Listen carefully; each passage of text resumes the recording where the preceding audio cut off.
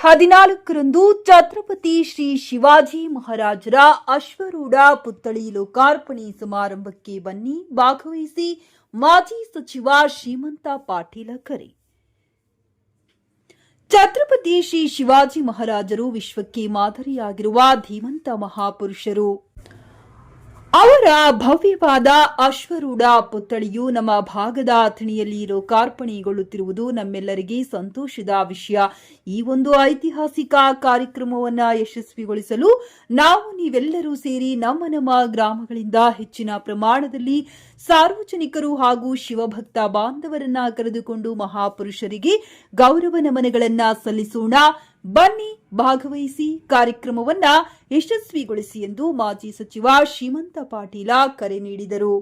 ರವಿವಾರ ದಿನಾಂಕ 14/12/2025 ಹಿಂದೂ ಹೃದಯ ಸಾಮ್ರಾಟ್ ಛತ್ರಪತಿ ಶ್ರೀ ಶಿವಾಜಿ ಮಹಾರಾಜರ ಅಶ್ವರೂಢ ಮೂರ್ತಿ ಲೋಕಾರ್ಪಣೆ ಸಮಾರಂಭವು ಅತಿ ವಿಜೃಂಭಣೆಯಿಂದ ಜರುಗಲಿದ್ದು, ಅಥಣಿಯಲ್ಲಿ ಉದ್ಘಾಟನೆಗೊಳ್ಳಲಿರುವ ಈ ಭವ್ಯವಾದ ಕಾರ್ಯಕ್ರಮದಲ್ಲಿ ಪರಮ ಪೂಜ್ಯ ಮರಾಠ ಜಗದ್ಗುರು ಶ್ರೀ ಮಂಜುನಾಥ್ ಭಾರತಿ ಸ್ವಾಮೀಜಿ, ದೇಸಾಯಿ ಮಠ ಬೆಂಗಳೂರು ಹಾಗೂ ಹಲವಾರು ಸ್ವಾಮೀಜಿಗಳು, ಶಿವಾಜಿ ಮಹಾರಾಜರ ವಂಶಸ್ಥರಾದ ಡಾಕ್ಟರ್ ಶ್ರೀಮಂತ ಶಾಹು ಛತ್ರಪತಿ ಮಹಾರಾಜರು, ಕೇಂದ್ರ ಸಚಿವರಾದ ಸನ್ಮಾನ್ಯ ಶ್ರೀ ಜ್ಯೋತಿರಾದಿತ್ಯ ಸಿಂಧಿಯಾ ಹಾಗೂ ಮಾಜಿ ಮುಖ್ಯಮಂತ್ರಿಗಳು, ಬೆಳಗಾವಿ ಜಿಲ್ಲಾ ಉಸ್ತುವಾರಿ ಸಚಿವರು, ರಾಜ್ಯದ ಸಚಿವರು, ಮಾಜಿ ಸಚಿವರು, ಸಂಸದರು, ಶಾಸಕರು, ಮಾಜಿ ಶಾಸಕರು, ಹಲವಾರು ಗಣ್ಯರು ಭಾಗವಹಿಸುವರು. ಎಲ್ಲರೂ ಪಕ್ಷಾತೀತವಾಗಿ, ಜಾತ್ಯತೀತವಾಗಿ ಕಾರ್ಯಕ್ರಮಕ್ಕೆ ಬಂದು ಯಶಸ್ವಿಗೊಳಿಸಿ ಎಂದು ಕರೆ ನೀಡಿದರು. ಅಥಣಿಯಲ್ಲಿ ರವಿವಾರ 14 ತಾರೀಖರಂದು ಛತ್ರಪತಿ ಶಿವಾಜಿ ಮಹಾರಾಜ್ ಮೂರ್ತಿ ಅನಾವರಣ ಕಾರ್ಯಕ್ರಮ ಇದೆ.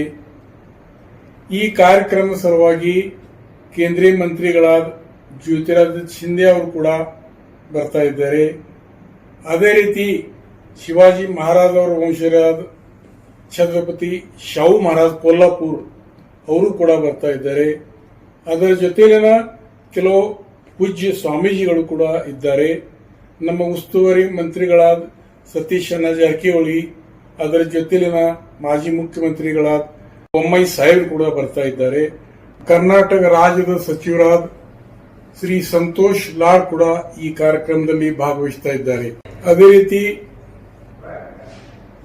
ಮಾಜಿ ಸಚಿವರು, ಶಾಸಕರು, ಮಾಜಿ ಶಾಸಕರು ಕೂಡ ಬಹಳಷ್ಟು ಜನ ಈ ಕಾರ್ಯಕ್ರಮದಲ್ಲಿ ಭಾಗವಹಿಸ್ತಾ ಇದ್ದಾರೆ. ಅದಕ್ಕೆ ಈ ಅಥಣಿ ಮತ್ತು ಕಾಗವಾಡ ತಾಲೂಕಾ, ಅದೇ ರೀತಿ ಸುತ್ತಮುತ್ತಲಿನ ಎಲ್ಲ ಊರುಗಳಿಂದ ಹೆಚ್ಚು ದೊಡ್ಡ ಪ್ರಮಾಣದಲ್ಲಿ ಈ ಕಾರ್ಯಕ್ರಮದಲ್ಲಿ ಭಾಗವಹಿಸಿ ಶೋಭೆ ತರಬೇಕಾಗೈತಿ. ಅದಕ್ಕೆ ನಾ ಕಳಕಳಿಯಿಂದ ವಿನಂತಿ ಮಾಡ್ತಾ ಇದ್ದೀನಿ, ನೀವೆಲ್ಲರೂ ಆ ದಿವಸ ಮುಂಜಾನೆ 10 ಗಂಟೆಗೆ ಬಂದು ಈ ಕಾರ್ಯಕ್ರಮದಲ್ಲಿ ಭಾಗವಹಿಸಬೇಕು. ಶಿವಾಜಿ ಮಹಾರಾಜ್ ಅವರಿಗೆ ನಾವು ಎಲ್ಲರೂ ಕೂಡಿ ಅಭಿವಾದನ